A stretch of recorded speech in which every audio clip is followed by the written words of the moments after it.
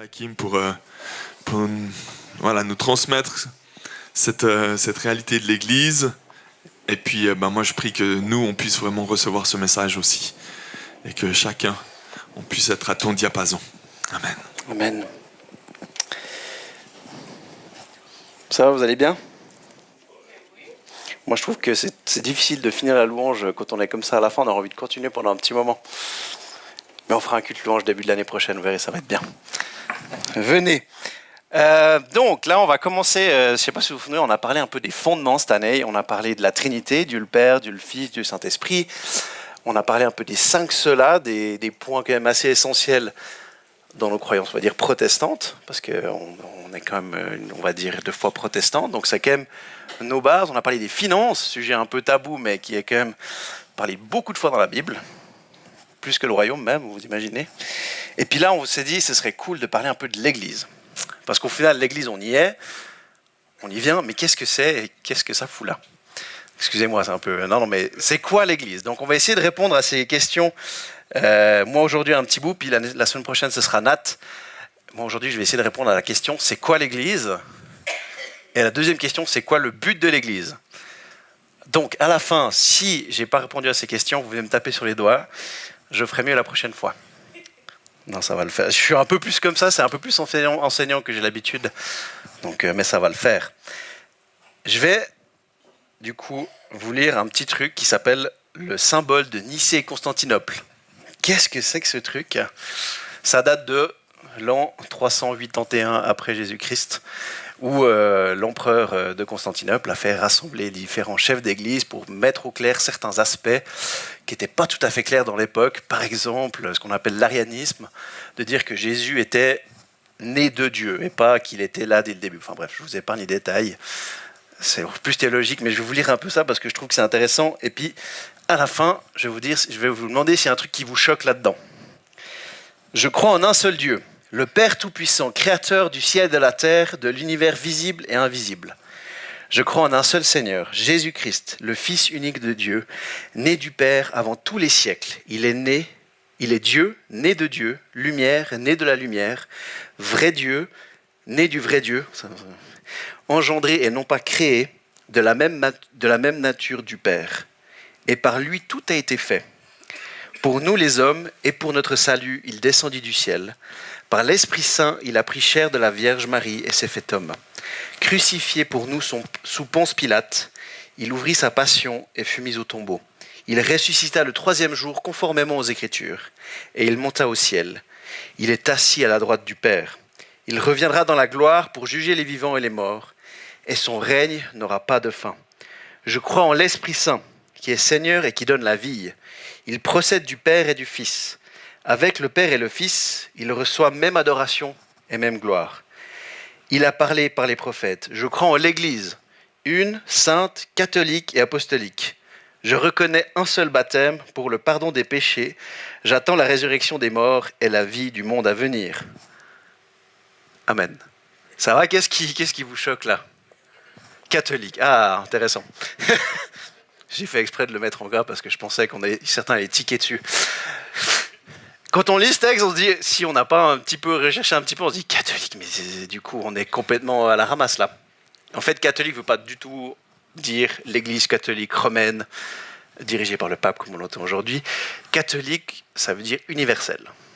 D'ailleurs, il y a plein d'autres qui ont réécrit ce texte en enlevant le terme catholique, justement, parce qu'il peut prêter un peu à confusion. Et ce n'était pas du tout ça. Donc, je crois en l'Église, une, sainte, universelle et apostolique. Ça va jusque-là ? Ça, c'est vraiment des fondements que les pères de la foi ont dit. Il faudrait quand même qu'on mette ça au clair, que tout le monde soit sur la même ligne, quoi. L'Église est une, car elle est un seul corps dirigé par une seule tête. Elle est sainte, car le Saint-Esprit l'habite et la consacre, dirigeant les membres de l'Église dans l'œuvre de Dieu. Elle est catholique, c'est-à-dire universelle, proclamant jusqu'à la fin des temps la foi apostolique au monde entier. Elle est apostolique, cela veut dire que nous continuons de transmettre l'enseignement et la communion des apôtres et que nous sommes envoyés en mission pour Christ dans le monde entier. Voilà une petite définition que j'ai trouvée. J'ai fait beaucoup de lectures pour aujourd'hui, c'était bien. Des fois un peu perdu dans tout ce méli-mélo, mais je trouve que c'est ça. Du coup, qu'est-ce que la Bible nous dit sur l'Église ? C'est quoi tout ce charabia ? Déjà, le mot Église, il vient d'où ? Je trouve que c'est bien de commencer par la base. Ça veut dire quoi, Église ? Ça veut dire un petit bâtiment où on se rencontre. Ça veut dire... nous, c'est quoi ce terme ? Est-ce que quelqu'un a le terme ? Ecclésia, c'est juste. Qu'est-ce que ça veut dire, Ecclésia ? C'est l'assemblée. Ou même, on pourrait aller chercher plus dans le verbe, c'est ceux qui sont appelés. Et certains vont même encore plus loin en dire c'est ceux qui sont appelés à sortir. Vous voyez, c'est important parce que ça nous amène un peu sur le but de l'Église.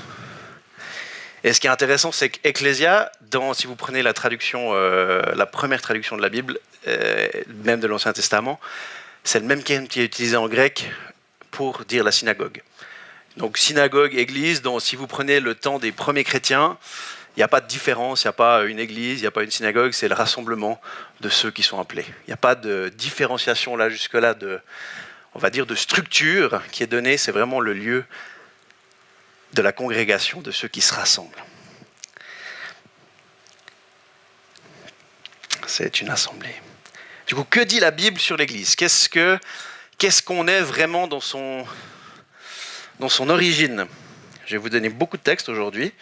Si vous avez envie de prendre des notes, vous pouvez. Si vous n'avez pas envie, faites-le. Parce que moi, j'oublie. J'ai la tête d'un poisson rouge, donc ça fait du bien. Éphésiens 1, versets 22-23. Il a tout mis sous ses pieds et il a donné pour chef suprême à l'Église, qui est son corps, la plénitude de celui qui remplit tout en tous. Là, il parle de Christ, il parle de l'Église d'Éphèse, et je trouve important de faire une différenciation parce que on parle de l'Église avec un grand E, qui est l'Église universelle que Dieu a voulu créer. Puis après, je trouve intéressant de voir aussi Paul, à chaque fois au début de ses lettres, si vous voyez, aux saints qui sont à Éphèse, aux saints qui sont à Thessalonique, chaque fois aux saints qui se rassemblent dans la maison de tel et tel, il donne aussi des instructions claires, pas seulement dans le cadre, on va dire, global, mais aussi à l'église qui est locale. Et ça, je trouve super. Mais là, c'est plutôt l'église globale. Christ est la tête. Ça va jusque-là ? Vous n'avez pas le droit d'être la tête. C'est pas vous qui décidez, c'est pas moi qui décide, c'est pas Nathanaël qui décide, c'est pas le leadership qui décide. Ça devrait être Christ qui décide. Christ est la tête. C'est lui l'autorité suprême. Du coup, si lui est la tête, nous sommes le reste du corps, les membres. 1 Corinthiens 12, verset 27. Vous êtes le corps de Christ et vous êtes ses membres, chacun pour sa part. Vous vous souvenez, je crois que j'avais fait un message il y a quelques-uns là-dessus, il y a quelques mois là, en arrière, c'était qui c'est qui sent comme un pied, comme une main. On a chacun notre part et notre rôle à jouer dans le corps, dans l'Église. Donc l'Église, c'est qui ? C'est Christ. Il fait partie de l'Église, c'est vrai. C'est nous. C'est l'Assemblée. L'Église, c'est vous, c'est moi, c'est chacun d'entre nous. L'Église, c'est l'épouse.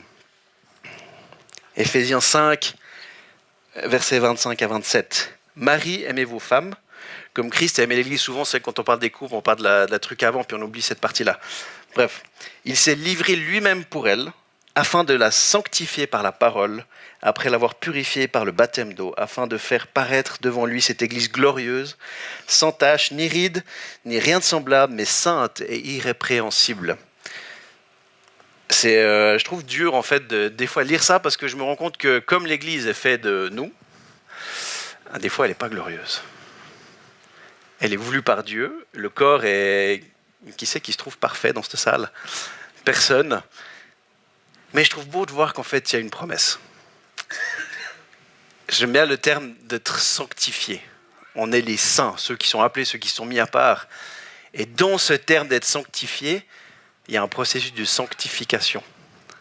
C'est pas qu'on est là, on est saint, on est là.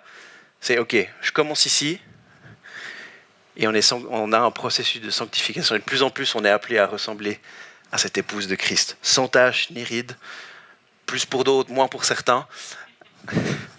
Moi, bien jour, ça viendra un jour, les cheveux gris. Mais c'est grâce à son œuvre que lui qui est la tête, qu'on devient cette épouse que lui attend. Un autre texte que je trouve intéressant, Matthieu 16, verset 18. « Et moi je déclare, tu es Pierre, et sur cette pierre j'édifierai mon église contre laquelle la mort elle-même ne pourra rien. » Ce texte, il est intéressant parce qu'en fait, c'est un texte assez fondateur. Enfin, c'est le texte fondateur pris par exemple dans le cadre de l'Église catholique et du pape, de la succession apostolique, comme on dit. Et puis, c'est un peu... c'est quoi, du coup, Pierre, c'est quoi? C'est une pierre? Qu'est-ce qui se passe? Pierre, la pierre? Bref, c'était pas très... Pardon, excusez-moi. Qu'est-ce que Dieu il entend par là? Qu'est-ce qui fait que ce texte, il est intéressant? Et moi, je trouve qu'en fait, ce qui est chouette, c'est de lire ce qu'il y a avant. On va commencer à partir Matthieu 16 aussi, verset 13. Jésus arriva dans le territoire de Césarée de Philippe. Il demanda à ses disciples, « Qui suis-je? D'après les hommes, moi, le Fils de l'homme. » Ils répondirent, « Les uns disent que tu es Jean-Baptiste, les autres Élie, les autres Jérémie ou l'un des prophètes. Et d'après vous, qui suis-je? Leur dit-il. Simon, dit Pierre, répondit, « Tu es le Messie, le Fils du Dieu vivant. » Jésus reprit la parole et lui dit, « Tu es heureux, Simon, fils de Jonas, car ce n'est pas une pensée humaine que tu as révélé cela, mais c'est de mon Père céleste. Et moi, je te le dis, tu es Pierre, et que sur ce rocher, je construirai mon église. » Alors après, je ne dis pas que ce que je vais vous dire maintenant est la juste interprétation, parce qu'il y a débat. Moi, quand je pense que ce Pierre, ce rocher, c'est la déclaration de Pierre qui dit avant. Tu es le Messie, le Fils du Dieu vivant. Et ça, c'est le fondement de l'Église. Et c'est notre déclaration en tant qu'Église qui fait qu'on est de nous les saints, les appelés, ceux qui se rassemblent. Tu es le Fils, tu es Jésus, le Fils du Dieu vivant. Après, vous pouvez faire une autre définition que la mienne. C'est celle que je trouvais pour moi le plus juste. Éphésiens 2, versets 19 à 22. Voilà pourquoi vous n'êtes plus des étrangers ou des résidents temporaires. Vous êtes concitoyens des membres du peuple de Dieu. Vous faites partie de la famille de Dieu. Dieu vous a intégrés à l'édifice qu'il construit sur le fondement que sont les apôtres. Vous vous souvenez, on a parlé de l'église apostolique. C'est ce qu'ils ont vécu en continu. Sur les apôtres, ces prophètes, et dont Jésus-Christ lui-même est la pierre principale, ou la pierre angulaire. C'est la première fondation, et tout tient dessus, plus ou moins. Enfin, pas plus ou moins, tout tient dessus.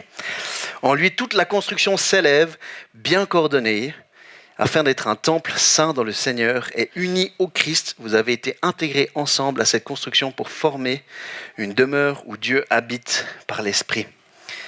On dit souvent le terme bienvenue dans la famille de Dieu. On est une famille. Pour certains, la famille, c'est pas un terme super bien connoté. Je sais pas vous, qui c'est qui ne s'est jamais crêpé le chignon avec ses frangins frangines, n'est-ce pas? Ma maman vous dira qu'une fois j'ai voulu tuer ma sœur, plus ou moins. J'étais petit, puis ma frangine c'était un caractère, et du coup à un moment donné je voulais l'étrangler, quoi. J'en pouvais plus. Ça va, vous étranglez entre vous comme ça le dimanche? J'espère pas. Mais des fois, cette famille, c'est compliqué à comprendre parce que la Bible n'arrête pas de nous parler de frères, de sœurs, de pères. Même Jésus est notre frère, notre grand frère. Il fait aussi partie de la famille. Du coup, ce concept-là, je le trouve intéressant. Et puis, alors on ne parle pas de la famille nucléaire, parents, enfants, etc. Mais c'est vraiment un lieu où on est sans arrêt appelé à être frères et sœurs, les uns les autres, à s'aimer les uns les autres, à s'encourager les uns les autres, à se pardonner les uns les autres, à s'édifier les uns les autres. D'ailleurs, il y a Jérémie qui a fait un message sur les uns les autres il n'y a pas si longtemps. Si vous voulez l'écouter, c'était super bien. Et pourquoi est-ce qu'on est une famille? Pourquoi est-ce qu'on dit que l'Église c'est une famille? Romains 8, versets 15 à 16. « Et vous n'avez point reçu un esprit de servitude pour être encore dans la crainte, mais vous avez reçu un esprit d'adoption par lequel nous crions « Abba Père !» L'Esprit lui-même rend témoignage à notre esprit que nous sommes enfants de Dieu. Et ça, je trouve trop bien. De se dire, mais en fait, si aujourd'hui on a une famille, alors la famille de Dieu au sens large, parce que lui nous a invités dedans. Et j'aime bien, moi c'est un truc que je trouve trop bien, quand quelqu'un se fait baptiser. non seulement il déclare devant les autorités « Jésus est mon Seigneur et Sauveur », mais en fait, il n'y a pas que ça, il entre avec cet esprit d'adoption dans la famille. En fait, je fais partie d'une nouvelle famille. Je fais partie de la famille de Dieu. On devrait faire ça au baptême. D'un coup, on le met dessous, et puis après, il se relève, puis il dit « Maintenant, je fais partie de la famille ».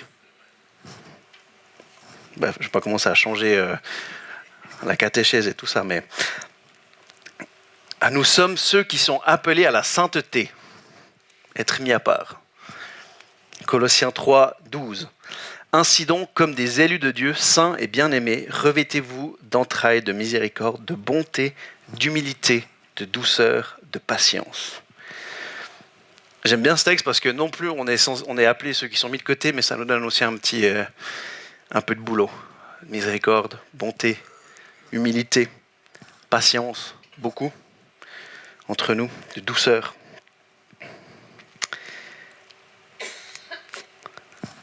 Ça va, ça vous fait un bon... C'est quoi l'Église?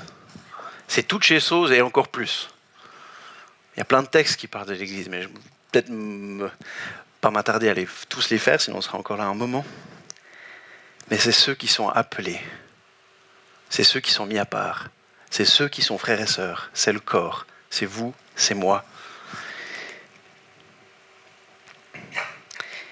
Et ce que je trouvais encore quand je réfléchissais, mais pourquoi du coup l'Église, Dieu, il pourrait... Parce qu'on va le voir plus tard, mais l'Église, elle a un but, elle a un sens.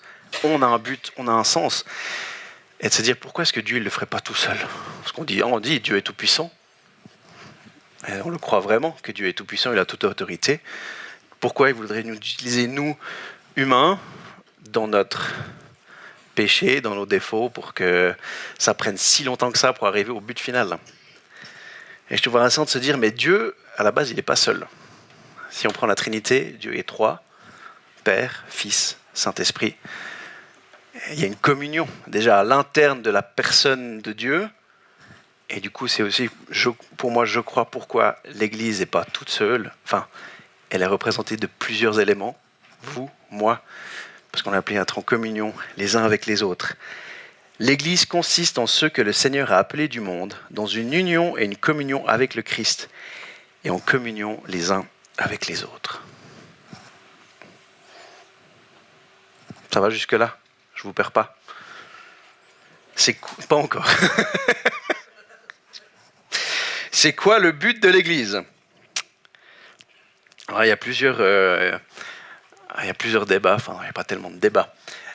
Moi je trouve qu'il y a trois choses qui sont essentielles et qui ressortent dans ce que la parole nous dit sur c'est quoi le rôle de l'Église. On est là pour glorifier Dieu. Glorifier Dieu. Si je suis là ce matin, si moi je suis membre du corps, c'est pour lui rendre gloire. Parce que quand on parle de salut, on est des saints, ceux qui ont été mis à part, on l'est parce que Dieu nous a sauvés.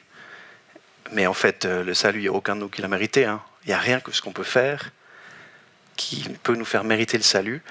Encore mieux, il n'y a rien qu'on peut faire qui peut nous séparer de Dieu. Ni la hauteur, ni la profondeur, ni aucune autre créature ne pourra nous séparer de l'amour de Dieu manifesté en Christ, notre Sauveur. 1 Pierre 2,9 nous dit « Mais vous êtes une race élue, une communauté de rois prêtres, une nation sainte, un peuple que Dieu a libéré pour que vous célébriez bien haut les œuvres merveilleuses de celui qui vous a appelé à passer des ténèbres à son admirable lumière. » Pas une blague à part, mais je trouve intéressant, une race élue. On va vite penser, par exemple, à Israël. Moi, je trouve que ça me fait penser vite fait à... Du coup, c'est quoi la différence entre Israël et l'Église? Parce qu'il y a plein de théologies. Il y a une théologie, par exemple, qui s'appelle la théologie du remplacement, qui dit que l'Église est la nouvelle Israël et qu'il n'y a plus de promesses pour le peuple d'Israël. C'est une lecture, c'est pas celle que je pense qui est la plus juste. Pour moi, je pense que du coup, on est co-héritier de la promesse avec Israël en tant que membre de la famille de Dieu. Bref, Éphésiens 1, 11 à 12. En lui, nous sommes aussi devenus héritiers, ayant été prédestinés, ça c'est un autre sujet, suivant la résolution de celui qui opère toutes choses d'après le conseil de sa volonté, afin que nous servions à la louange de sa gloire, nous qui d'avance avons espéré en Christ. Et je trouve beau, et je trouve bon. Dieu nous a choisis, Dieu nous a sauvés. Et on ne va pas se lancer dans le sujet qui est choisi, qui n'est pas choisi, parce que je crois que c'est des choses que Dieu seul sait, ce n'est pas notre rôle. Notre rôle, c'est d'aimer et de partager et de lui rendre gloire. Et l'Église, c'est pour édifier le corps des saints. L'Église, nous, on est appelés à s'édifier les uns les autres. Éphésiens 4, 11 à 15. Et il est donné les uns comme apôtres, les autres comme prophètes, les autres comme évangélistes, les autres comme pasteurs et docteurs, pour le perfectionnement des saints en vue de l'œuvre du ministère et de l'édification du corps de Christ, jusqu'à ce que nous soyons tous parvenus à l'unité de la foi et la connaissance du Fils de Dieu, à l'état d'homme fait, à la mesure de la stature parfaite de Christ, afin que nous ne soyons plus des enfants flottants et emportés à tout vent de doctrine par la tromperie des hommes, par leur ruse, dans les moyens de séduction, mais que, professant la vérité dans la charité, nous croissions à tout égard en celui qui est le chef, Christ. Et là, je trouve que la Bible nous donne quand même quelques éléments sur comment s'édifier les uns les autres. Qui aime écouter un message de 40 minutes ? Si c'est bien fait. Qui aime louer pendant 2 heures ? Ok, je fais exprès. Hein. Qui c'est qui aime avoir des gens tout le temps chez soi pour manger ? Inviter des gens. Ok, quelques personnes. Qui c'est qui aime prier pendant des heures ? Il n'y a pas beaucoup de mains qui se lèvent. Hein. Acte 2, 42. Il persévérait dans l'enseignement des apôtres, dans la communion fraternelle, dans la fraction du pain et dans les prières. Et ça, je trouve intéressant. Là, dans Actes, c'est vraiment, c'est juste juste peu après la Pentecôte, et il y a encore des choses incroyables qui se passent. Il y a des centaines, voire des milliers de gens qui acceptent le message de l'Évangile. Et en fait, ce qui se continue à faire, c'est l'enseignement des apôtres. Ce qui a été prêché, c'est la prêche de l'Évangile, c'est prêcher Jésus, c'est toutes ces choses qui sont vraies. La communion fraternelle, moi, ça me plaît. J'aime avoir des gens à la maison. Ma femme, un peu moins. On doit trouver un équilibre. On y arrive de temps en temps. Il y a toujours une tension. Hein. Mais la communion fraternelle. Et là, je trouve que c'est deux... On vient, on va dire, au culte, un endroit où on se rend pour être enseigné. Ça, c'est important. Pour passer du temps avec les uns avec les autres. Moi, je vous encourage vraiment, si vous venez là, ne partez pas tout de suite après le culte. Parce qu'en fait, on n'est pas appelé à juste se poser sur une chaise, écouter un truc et foutre le camp. Excusez-moi, je suis un peu dur, mais on est appelé à être un corps, les uns avec les autres, à être en communion avec les uns avec les autres. Et ça passe aussi par l'amitié, ça passe par les temps en dehors du culte, ça passe par ces choses qui sont pas... Vous vous rendez compte, là, il n'y a pas un niveau d'égalité. Hein. Enfin, il n'y a pas une hiérarchie, il n'y a pas un qui est plus important que l'autre. Tout est autant valorisé. La fraction du pain, la scène, prendre un moment ensemble pour se rappeler ce que Dieu il a fait pour nous. Et la prière, ça c'est aussi important. 4 choses que je trouve qu'on a besoin pour être édifié dans qui on est en tant que chrétien. J'ai besoin de recevoir la parole de Dieu pour la comprendre un peu plus, ou pour essayer de la comprendre un peu plus et pour aller de l'avant. J'ai besoin les uns des autres dans la communion pour être aimé, pour être des fois repris ou reprendre, ça dépend, des choses qu'on n'aime pas trop. Mais on a besoin les uns des autres. Aussi dans la prière. Moi, je ne crois pas que c'est possible de vivre l'Église seule. C'est pas du tout... Les gens qui me disent « je ne vais pas à l'Église et je suis chrétien », je dis « il y a un problème ». Parce que du coup, c'est pas le cœur du Père de Dieu pour l'Église, c'est d'être ensemble. C'est ce corps qui se rassemble et qui est uni, qui est en communion avec lui et les uns avec les autres. C'est vertical et horizontal. Ça va dans les deux sens.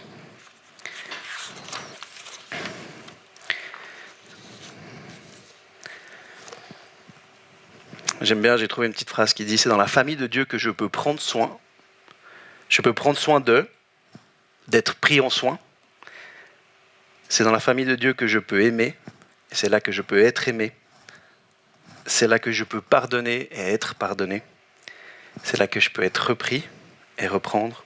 C'est là que je peux être encouragé et encouragé. » Et je trouve que là, il y a plein de choses qu'on peut continuer à faire. Et troisièmement, c'est partager l'évangile. Ah, enfin, on y arrive. C'est quand même un gros point de l'Église. Matthieu 28, 19, 20. Allez, faites de toutes les nations des disciples, les baptisons au nom du Père, du Fils et du Saint-Esprit, et enseignez-leur à observer tout ce que je vous ai prescrit. Et voici, je suis avec vous tous les jours jusqu'à la fin du monde. Pas besoin de dire beaucoup plus en vrai. C'est l'Église, cet endroit, c'est ce corps de Christ, c'est vous, c'est moi. On est appelé à le glorifier. On est appelé à se rassembler pour être édifiés. Et on est appelé, vous vous souvenez ce que j'ai dit, Ecclésia, ceux qui sont appelés à sortir. On y revient.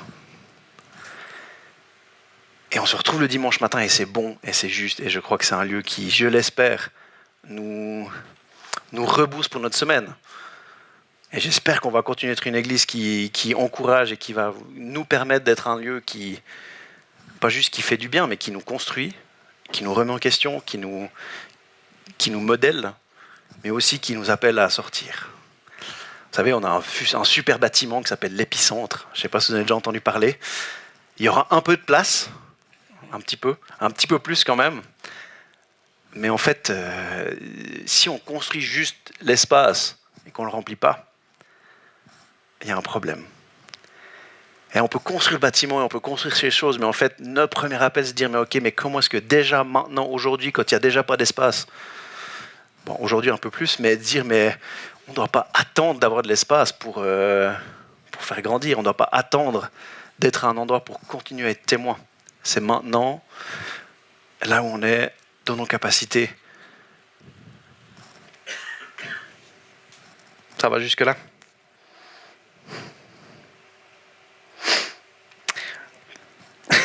Jean-Pierre, il a suivi. En préparant ce message, je vous avoue que j'étais un peu en train de galérer, de dire mais comment est-ce que je vais arriver à un truc qui vient nous chercher un peu, parce que je vous ai balancé beaucoup de textes sur c'est le corps, c'est l'époux, c'est nous, c'est vous, c'est moi, c'est les saints. Je dis, c'est du texte quoi. Enfin, ça reste la parole de Dieu, mais je trouve que comment est-ce qu'on va arriver à apprendre le fait que c'est quoi l'Église et de comprendre ce que c'est ça, et son but, comment ça nous amène à grandir nous en tant que disciples. Et moi, je me suis posé du coup 2-3 questions. Est-ce que je me sens vraiment appelé de Dieu ? Il faut se poser la question. Hein. Est-ce que vraiment, dans ma position, là où je suis maintenant, je ne suis pas juste là par hasard, je ne suis pas juste là pour me faire du bien, je ne suis pas juste là pour participer, mais en fait, j'ai vraiment un appel de la part de Dieu à être mis à part et à sortir. Est-ce qu'on est vraiment en communion les uns avec les autres ? Ou est-ce qu'on me dit, en fait, et je sais, hein, c'est pas facile de s'intégrer dans un groupe. Réellement, c'est complexe. Surtout quand il y a beaucoup de monde, et que les gens se connaissent depuis 30 ans pour certains. C'est difficile de faire son petit bout de chemin. Est-ce que je me sens en communion les uns avec les autres ? Et pas juste faire partie du troupeau, mais faire vraiment partie de la famille.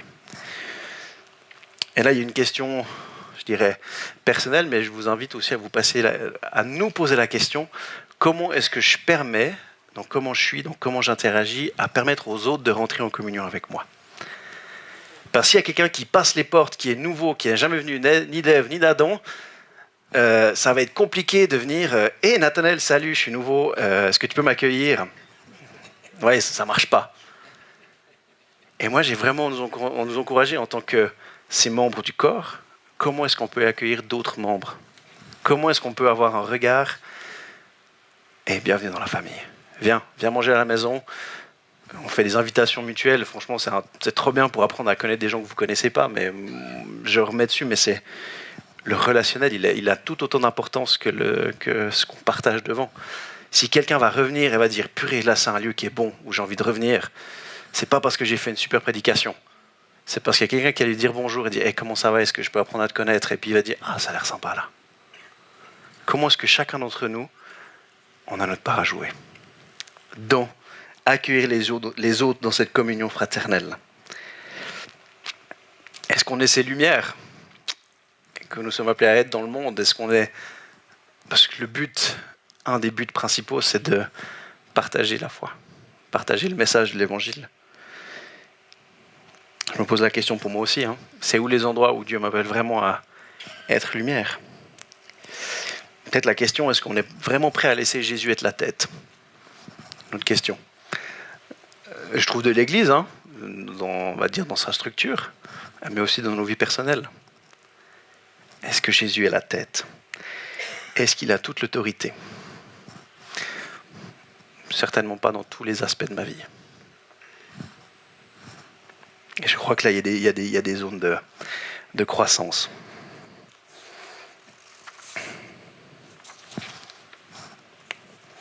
Je vais terminer par vous lire un commentaire de Charles Spurgeon. C'est qui ce type? C'est un prédicateur des années 1800, quelque chose comme ça. Mes frères, qu'il me soit permis de dire que vous devez être comme le Christ à chaque instant. Imitez-le lorsque vous êtes en public. La plupart d'entre nous vivons une certaine portion de nos vies en public. Nous sommes nombreux à travailler chaque jour avec nos semblables. On nous regarde, on nous écoute, on scrute nos vies, on les analyse. Le monde observe tout ce que nous faisons avec les yeux de l'aigle et des yeux d'espion, avec un regard critique. Vivons la vie de Christ publiquement. Veillons à ce que ce soit bien notre Maître qui soit mis en avant, pas nous-mêmes, afin que nous puissions dire « Ce n'est plus moi qui vis, mais Christ qui vit en moi ». Veillez à vivre également ainsi au sein de l'Église. Soyez comme le Christ dans l'Église. Combien d'entre vous recherchent à être supérieurs aux autres? Combien cherchent à recevoir l'honneur ou à exercer un pouvoir sur les autres chrétiens, au lieu de se souvenir que l'égalité entre tous les hommes et les femmes est la règle fondamentale de toutes nos églises, et que tous sont frères et sœurs, et que tous doivent être également reçus en tant que tels. Dans vos églises, faites en sorte donc d'avoir l'esprit du Christ, où que vous soyez. Ainsi, les autres membres de l'église diront de vous, il a été avec Jésus.